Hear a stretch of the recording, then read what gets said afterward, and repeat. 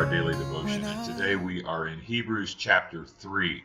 Now, when we're studying Hebrews together, it's easy to read Hebrews and just kind of read it on the surface, not dig too deep, and you'll get a little bit of good out of it.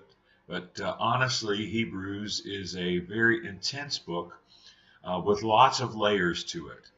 And the more you study it and the more you dig, the more truth you find. Hebrews 1 and 2 have been rather light in the fact that they've been talking about the glory of Jesus and how wonderful he is and how he is higher than angels, how everything is under his authority and under his feet. And in chapter 3, we take a slight, kind of a slight turn. And the writer of Hebrews begins to talk about a little more weighty subjects.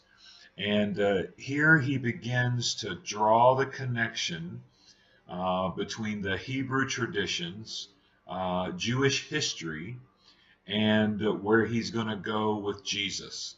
And so we start laying the groundwork for how those two things connect. Remember, Hebrews is most likely written primarily to Jewish people, either Jewish Christians or Jews who the writer is trying to persuade to become Christians. Either way, it's important that the writer connect the Jewish history with Jesus Christ and why he came and what the similarities are. So here in chapter 3, we see the writer beckoning back to Moses, who is held in very high regard by the Jewish people. And Jesus is put on, at first it seems like at least as high a level as Moses and then elevated above Moses. This would have been very, very difficult for Jewish people to accept and receive. But the writer does it rather gently, and he begins to tell the story of Moses and the children of Israel and how they were led out of Egypt and toward the promised land, but that then something happened that caused that generation of Jewish people not to enter into the rest, the writer says, not to enter into the promised land. We know, of course, that was disobedience, and we see that in chapter 3. And he begins to draw the parallel between belief and obedience. This is a parallel, this is a connection that we see in James for sure, which was also written primarily to Jewish readers. We have, over the course of 20 centuries, in most evangelical churches, really weakened the connection between belief and obedience.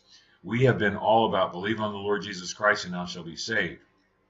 And the kind of belief we talk about many times is just a mental assent, a mental agreement. We believe Jesus came. We believe he died on the cross. We believe he resurrected from the dead. Therefore, we are saved. But much of the New Testament draws a very strong connection between believing that, and if you really believe that, not just with your mind but with your heart, that what comes as a result of that is obedience. James puts it, faith without works is dead. Now, here in chapter 3, we see that. He talks about the Jewish people, how they were led out of bondage and toward the promised land. But then because of their disbelief, they stopped following God. And as a result of them not following God and their disobedience, they were denied entrance into the promised land.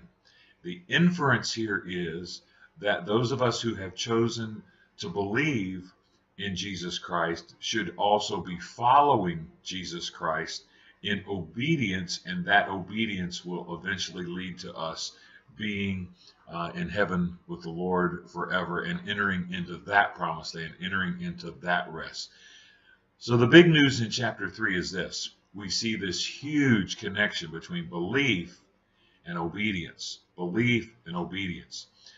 Jesus said it in John 14. He said, if you love me, you will keep my commandments. That obedience is following. Remember, every time Jesus speaks to one of his future disciples, he says, come, follow me. Not just believe in me, but come, follow me. Come, follow in my footsteps. Come follow me and do what I do.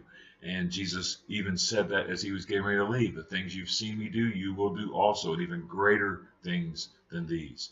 And so there's all this connection between belief and obedience, believing and doing, believing, faith, and works.